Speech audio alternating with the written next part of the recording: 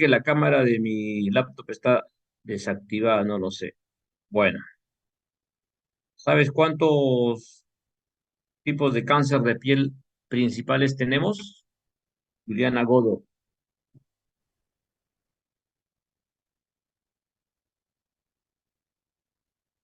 Hola, Juliana.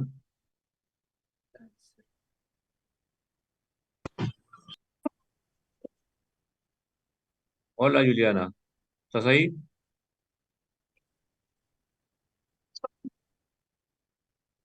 No se ve bien. Bueno, Ana Cristina Gozar o Gozar.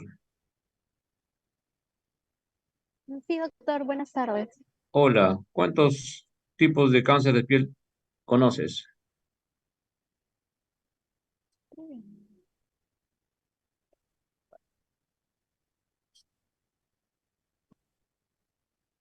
Hola, Ana Cristina. No tengo el video, si no, no les haría prender el video, pero no puedo verlos.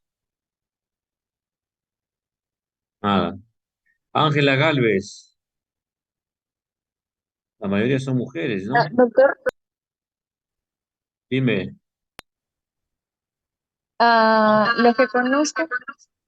los que conozco, carcinoma vasocelular, queratosis actínica, bueno, el epidermoide, que fue lo que estuvimos viendo en práctica, eh, el melanoma, por ejemplo, es otro.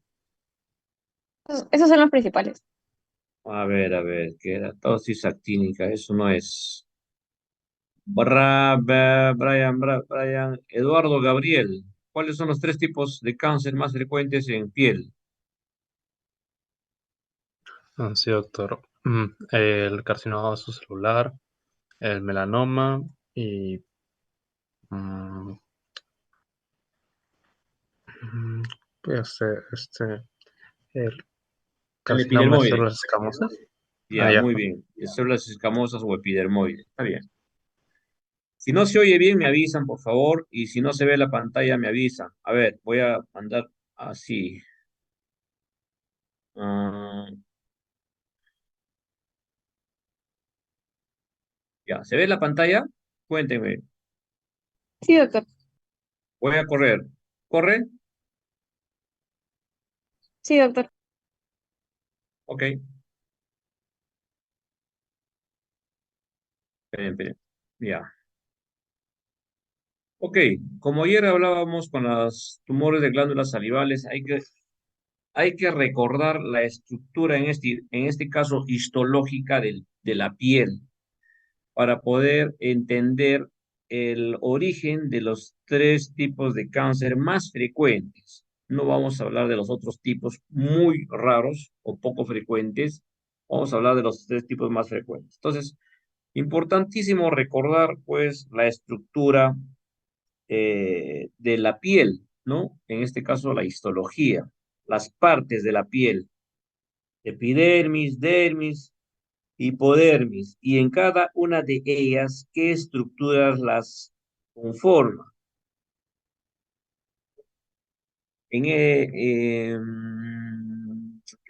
Nos vamos a ir preguntando. Entonces, ya lo dijeron, tres tipos de cáncer más frecuentes: el vasocelular, el espinocelular o epidermoide o de células escamosas y el melanoma maligno. No, los otros menos frecuentes: carcinoma de células de Merkel, el sarcoma de Kaposi, linfoma cutáneo, los tumores de los anexos de la piel, que pueden nacer a nivel de los folículos pilosos o a nivel de las glándulas de la piel, glándulas sebáceas, glándulas sudoríparas, glándulas pilosas, etcétera, ¿no? Hay varios tipos de sarcoma, aparte del sarcoma de Kaposi. Todos estos son muy raros, ¿ya?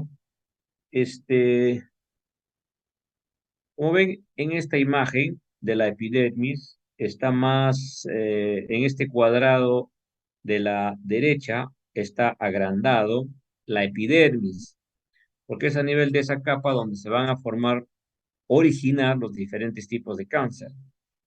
En la capa de células escamosas, el carcinoma epidermoide o de células escamosas. En la capa de células basales, el carcinoma vasocelular. Y a nivel de los melanocitos, los melanomas malignos, ¿no? Por eso es importante que ustedes recuerden la estructura de la piel. Y como ven, las células, los cánceres de células escamosas se forman a nivel de las células escamosas en la epidermis. El vaso celular, células basales en la epidermis. El melanoma en los melanocitos, también que se encuentra en la epidermis. Miren, ya cuando invade de la dermis, la hipodermis, vamos a ver la clasificación. Entonces, hablemos del primer tipo de cáncer vasocelular, que es el mayor porcentaje de los tres tipos, el más frecuente. 75 a 80% aproximadamente de los tres tipos de cáncer se presenta, ¿no? Donde ya dijimos, se origina la capa de células basales en la epidermis. ¿Cuáles son las características de este cáncer?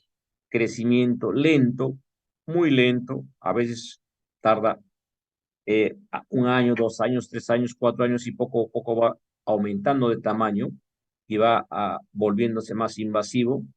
Pero cuando ingresa este cáncer, por ejemplo, a nivel del hueso, supongamos en la región malar, un cáncer de piel en la región malar, ¿no? Va invadiendo, va profundizándose, va agarrando los tres tejidos de las tres capas de la piel, llega a músculo, llega a hueso, y cuando ya infiltra hueso, ya se comporta como un escamoso, es muy agresivo. No metastatizan. Este tipo de cáncer generalmente no da metástasis. El 0,1%, menos del 1%, podría dar metástasis a los ganglios linfáticos. Normalmente su crecimiento es local, invasivo y destructivo, no da metástasis. Hay una estadística de lo que el 40% de los pacientes que ya tuvieron un vaso celular en el transcurso de su vida podrían presentar otra lesión. Los factores de riesgo para este cáncer vasocelular van a ser los mismos que para epidermoide y melanoma. Pacientes con piel clara, ¿no? Los blanquiñosos, de ojos claros, de cabello rubio, ellos están más propensos a desarrollar cáncer de piel, porque tienen en la piel poco pigmento, poca capa protectora contra los rayos ultravioleta. Entonces, la exposición a la radiación ultravioleta es el factor predisponente más importante en cáncer de piel en general. Cuanto más veces uno está expuesto al sol, a los rayos ultravioleta, cuanto más intenso sea nuestra exposición, mayor riesgo de desarrollar cáncer. A partir de los 30, 40, 50. Entonces, las personas que van a la playa y se queman como camaroncitos y no se echan bloqueador solar hoy en día, y si esto lo repiten todos los años de la juventud, los probablemente presenten cáncer de piel cuando tengan sus 40 para adelante. No es solamente que uno se quema un día y ya, no, es la frecuencia y la intensidad. Más veces, más riesgo. ¿Dónde se localizan? Bueno, el cáncer de piel se puede localizar en cualquier parte de la cara y la cabeza, en todas las áreas que están expuestas generalmente, ¿no? El 70% en las áreas expuestas, pero también se puede presentar en el tronco, sobre todo cuando hay predisposición genética. Hay cierta predisposición genética a desarrollar cáncer de piel y si estas personas se someten a los factores predisponentes, en este caso la radiación ultravioleta, pueden desarrollar cáncer. También, curiosamente, existe a nivel del pene, vulva o piel perianal. Es muy raro, rarísimo, pero hay casos reportados. Como todo tipo de cáncer, hay formas, tipos de cáncer, ¿no? Tipos histológicos. varias formas de presentación clínica que van a su vez tener distinta característica histológica. Vamos a repasar los más importantes: el nodular, el superficial y el morfeiforme. Hay otro que se denomina vaso escamoso, que se comporta como un carcinoma epidermoide. Entonces, acá tenemos un ejemplo de un carcinoma vasocelular de tipo nodular. El 60% se presenta en la cara. Clínicamente se caracteriza porque, como su nombre dice, es una lesión de tipo nodular, de bordes aparentemente precisos, algo rosado, con telangiectasias, ¿ya? Y que se puede localizar en cualquier parte de la cara, del tronco, ¿no? Aparentemente es de tipo traslúcida, aperlada, etcétera. Es decir, ustedes pueden describir lo que observan, las características clínicas que presenta este tipo de carcinoma vasocelular.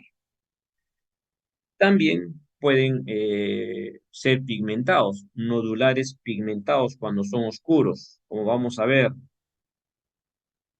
Esta es otra lesión nodular, vasocelular nodular, similar a la anterior en otra localización.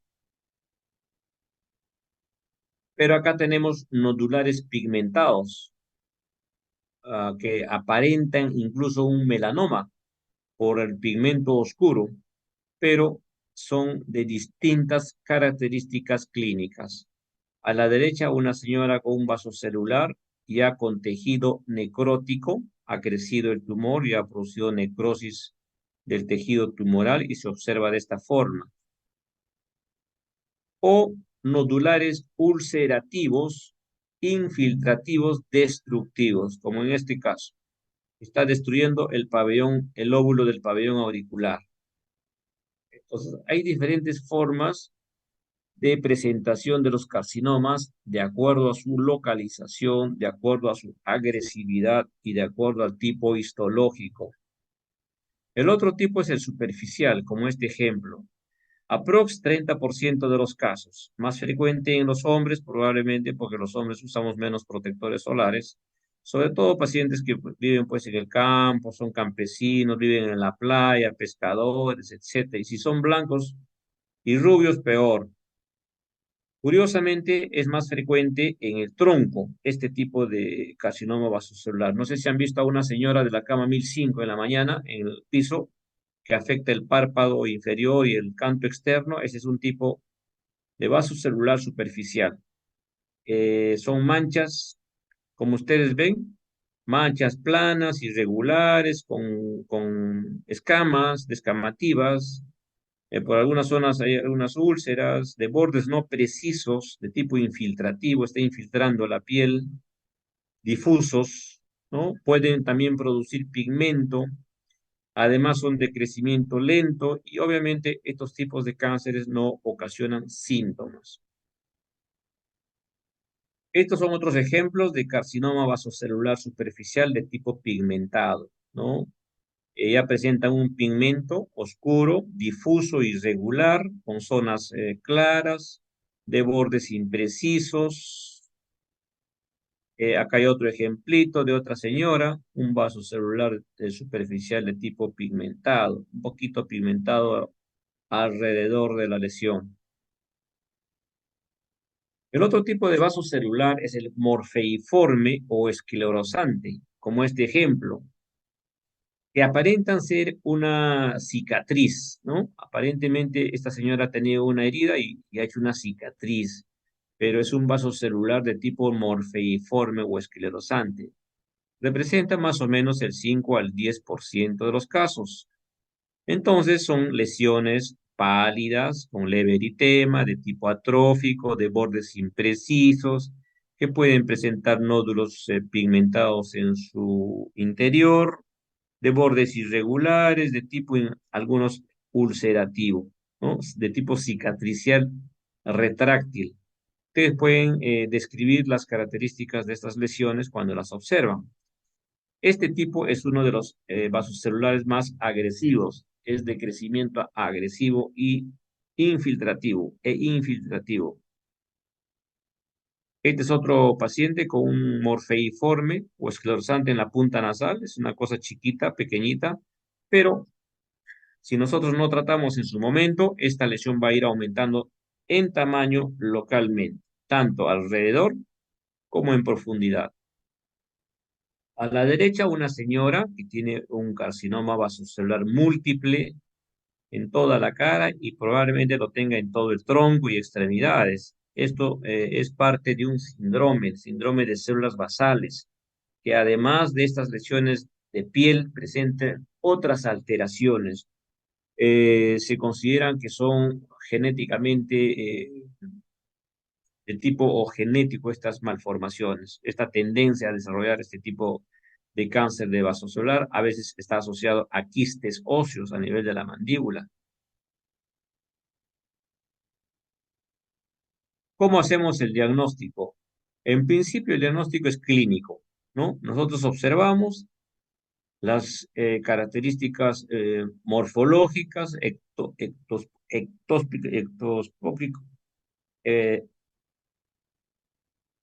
en forma externa, ectoscopía, ¿no? Vemos, describimos y sospechamos que esta lesión es un vaso celular. Entonces vamos al dermatoscopio. El dermatoscopio es un instrumento que usan los dermatólogos, que agranda como si fuera una lupa la imagen. Entonces ellos, dermatólogos, con este examen, con el dermatoscopio, ven que esta lesión pigmentada en la piel tiene características sospechosas de una lesión maligna, pues pasan al cirujano a la cirugía. Pero ellos también hoy en día, tipo México, tipo Brasil, hacen cirugía, llaman dermatológica, ¿ya? Hacen resecciones de las lesiones, sobre todo de las lesiones pequeñas. Y la otra forma de hacer el diagnóstico es la biopsia quirúrgica, sobre todo cuando las lesiones son grandes, de regular tamaño, mediano tamaño. Entonces, antes de realizar una cirugía radical, de extirpar toda esa zona y luego reconstruir con colgajos, se procede a la biopsia incisional, una muestra de tejido. Una vez confirmado el diagnóstico, se procede a la cirugía definitiva. La otra forma es la biopsia excisional, es decir, se retira toda la lesión excisional, eh, sobre todo cuando las lesiones son pequeñas, menos de 1 centímetro, ¿no? Entonces uno ya dice, esto es un cáncer vasocelular, ya no le hago biopsia, directo le retiro, lo extirpo con márgenes de seguridad, con tejido sano alrededor. Estas son imágenes de un dermatoscopio moderno, ¿no? Porque hoy en día también los dermatoscopios ya han evolucionado, ahora hay digitales que amplían muy bien las imágenes como si fuera una lupa microscópica. Y en base a estas características, los dermatólogos hacen el diagnóstico. El tratamiento es quirúrgico. Nosotros, los cirujanos de cabeza y cuello, siempre va a ser quirúrgico. En cambio, los dermatólogos en las lesiones pequeñas usan electrodesecación, pueden usar criocirugía, usan interferón intralesional, 5-fluoracilo, hay una terapia fotodinámica, retinoides, imiquimod, etc. O sea, estos procedimientos lo hace un dermatólogo. Nosotros hacemos cirugía. Y acá en rojito he escrito cirugía micrográfica de Mohs. ¿Qué significa? Que si esta imagen redonda fuera la lesión un vasocelular, en zonas donde tipo párpados, ¿no? O punta nasal, donde no queremos realizar mucho defecto, donde no queremos crear mucho defecto, entonces nos pegamos a 1 milímetro de la lesión, ¿ya? Y mandamos luego al dermatólogo en el intraoperatorio un borde o los bordes de esto. Estirpamos la lesión. Luego cogemos 1 milímetro más de piel de todo el borde de la herida y lo mandamos al dermatólogo. Y nos dice bordes comprometidos. Entonces ampliamos la cirugía, 1 milímetro más o 2 milímetros más. Mandamos al patólogo y nos dice bordes libres. Ya, entonces ahí queda la cirugía. Entonces, esa es la cirugía micrográfica de Mohs. Son biopsias por congelación en el intraoperatorio para determinar si el margen que está quedando ya está libre del cáncer. Y de esa forma nosotros creamos poco defecto, ¿no? Y aseguramos además que no estamos dejando nada microscópico. No me dejo entender, me preguntan. Pasemos al espinocelular o de células escamosas o epidermoides. Este es en segundo lugar en orden de frecuencia, 20% aproximadamente. ¿Dónde se originan? En las células de las células escamosas a nivel de los queratinocitos de la epidermis y de los anexos. Ahí se origina este carcinoma. Es 2 a 3 veces más frecuente en los hombres, como ya dijimos, porque tenemos poca costumbre de usar bloqueadores solares y nos exponemos más al sol. Nos gusta quemarnos en la playa como camaroncitos. Eh, Más frecuente a partir de los 50 años para arriba, sin embargo, hay carcinomas vasocelulares, espinocelulares en jóvenes. Es poco frecuente en jóvenes, pero se presenta, sobre todo cuando hay una carga genética. Los factores de riesgo son los mismos. Exposición crónica a radiación ultravioleta. Ojo, las mujeres que les gusta andar bronceadas y utilizan las camas de bronceado, la frecuencia de riesgo se multiplica a 2.5 veces más que una persona, mujer, que no ingresa a una cama de bronceado. Las infecciones e inflamaciones crónicas de la piel también pueden ser lesiones premalignas y en algún momento originar un carcinoma escamoso. Las queratosis actínicas podrían transformarse y terminar siendo carcinomas escamosos. Es menos frecuente a nivel de las cicatrices, pero puede originarse en una cicatriz antigua, en las queilitis, en las famosas boqueras, ¿no? En las de los labios o en úlceras crónicas. A ese nivel se pueden formar estos carcinomas. Una lámina para recordar que se origina a nivel de las células escamosas de la epidermis. Localización, cualquier parte del cuerpo, obviamente, más común en las áreas que están crónicamente expuestas al sol. Cara, cabeza en general, extremidades, pero también se ha visto a nivel de las mucosas y a nivel de los genitales. Entonces, a tener cuidado. Este es un dermatoscopio antiguo, bueno, que todavía se usa en algunos centros hospitalarios, incluso consultorios médicos. Hoy en día ya hay dermatoscopios digitales que aumentan el tamaño de la lesión. Formas clínicas. Formas clínicas de presentación y tipos histológicos a la vez. Así como el vasocelular, también tenemos varios tipos histológicos de epidermoide. Una de ellas, Sheila Nayeli, de quién está ingresando, no lo sé. Eh, el superficial o intradérmico. Este es un tipo clínico e histológico de carcinoma escamoso. ¿Por qué se caracteriza este carcinoma? También se le llama enfermedad de Bowen o carcinoma in situ. Recuerden, carcinoma in situ o enfermedad de Bowen es el tipo superficial o intraepidérmico.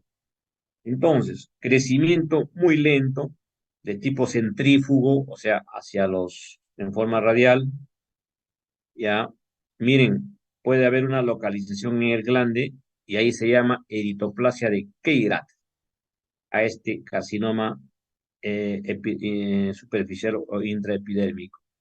Este es un ejemplo, ¿ya? Son lesiones tipo placas, eritematosas, descamativas, irregulares, que aparecen a veces como manchas en la cara, uno no le hace caso, ¿no? Incluso causan prurito y uno se va rascando, bordes irregulares, difusos. Esos son los tipos superficial o intradérmico. El otro tipo de carcinoma epidermoide es el nodular queratósico, como este par de ejemplos. Ya, algunos simulan, dice, a una verruga vulgar.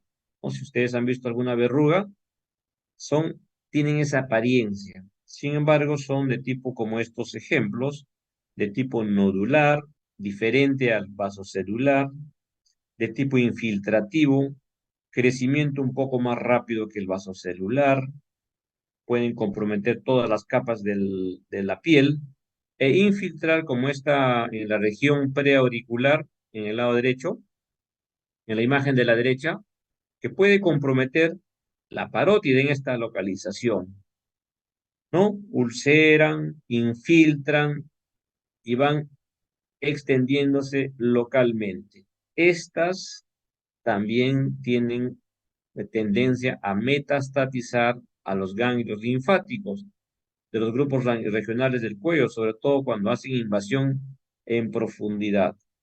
Algunos simulan a un cuerno cutáneo. Bueno, ojalá que hayan visto eso. Sin embargo, vamos a ver si tengo algún ejemplo. Creo que no. Entonces, este es el nodular de tipo queratóxico. El otro tipo es la ulcerada, como este ejemplo, en la punta nasal, ¿no? Es una lesión ulcerada que ocasiona necrosis del tejido, de bordes irregulares, de tipo infiltrativo y destructivo. Aquí ya puede afectar el cartílago nasal, va a afectar, si está más hacia arriba, el hueso nasal, destruye el tabique nasal, etcétera, y también tiende a dar metástasis a los grupos ganglionares del cuello. En general, el carcinoma escamoso de piel, el carcinoma de células escamosas, sí producen metástasis a los grupos ganglionares del cuello, dependiendo de la localización del drenaje linfático. Recuerden que cada área de la cara y de la cabeza tiene una localización de drenaje linfático. Ahí es donde se van a ir los ganglios metastásicos, ¿no? Entonces, estos son de tipo de crecimiento rápido, destructivo, etc. Entonces, son las diferentes formas de carcinoma escamoso. ¿Ok? Entonces, seguimos. El otro tipo que está descrito como tal es el de tipo vegetante, como este caso. Son lesiones de crecimiento rápido, veloz, de tipo infiltrativo, destructivo. En esta área, por ejemplo, está ya afectada la glándula parótida, ya afectó toda la piel, ha afectado el hueso del malar, ¿no? Probablemente incluso llega hasta el músculo macetero. Es que estos crecen en extensión y en profundidad y dan metástasis a los grupos ganglionares del cuello, ¿ya? Entonces, las cirugías que se hacen en estos casos son también radicales, obviamente con reconstrucción de esta área, con colgajos regionales. También hay carcinoma epidermoide en las mucosas, dijimos, del labio, por ejemplo. En este lado izquierdo, una lesión pequeña del labio, y en este lado derecho, una lesión que prácticamente compromete todo el labio inferior, solo deja las comisuras labiales libres. Y la cirugía, obviamente hay que retirar todo este labio, hay que hacer una reconstrucción dándole un margen. En los epidermoides, el margen quirúrgico que se recomienda es mínimo medio centímetro alrededor. En los vasos celulares, hasta 2 a 4 milímetros. Obviamente, dependiendo de la localización. Hay sitios donde uno no puede dar ese margen. Es un escamoso de cuero cabelludo. Hay una lesión principal y lesiones satelitales. O sea, ha hecho una extensión linfática a través de los vasos linfáticos. Ha hecho una extensión como lesiones satelitales. Así también se presentan estos carcinomas. Dermatoscopía de una lesión de un carcinoma escamoso, ¿no? Son con los dermatoscopios. Tratamiento, igualmente, cirugía, la cirugía micrográfica de Mohs. Algunos dermatólogos Aventuran hacer curetaje y electrodesicación en lesiones menores de 1 centímetro, pero idealmente en cáncer escamoso, cirugía de primer lugar. Ahora, cuando ya hay cánceres de piel, comprometen ganglios linfáticos regionales, en este caso los grupos ganglionares del cuello, entonces hay que hacer radioterapia complementaria en el post-tratamiento quirúrgico. Se hace la resección del tumor de la piel, la reconstrucción, se limpian todos los grupos ganglionares del cuello, o sea, una disección del cuello, y se complementa con la radioterapia, ¿no? La quimioterapia se deja solamente cuando ya hay metástasis a distancia. En algunos carcinomas de alto riesgo, donde la cirugía queda ya para segundo plano, o sea, ya no son quirúrgicos, ¿no? Entonces, siempre radio y quimio de tipo paliativo, ya no curativo, solo paliativo. Y en algunos casos raros, donde hay metástasis a distancia. A ver, jóvenes, y acá sigue el melanoma.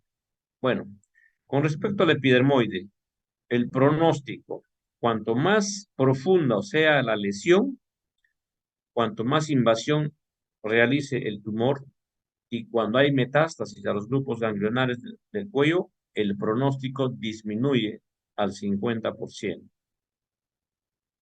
Entonces, según las estadísticas, lo que se ha podido comprobar es que los tumores mayores de 2 centímetros, con más de 4 milímetros de profundidad, algunos que invaden a nivel perineural, o cuando se localizan en los párpados, labios, cuero cabelludo, pabellón auricular, el pronóstico disminuye, el pronóstico es más pobre, ¿ya?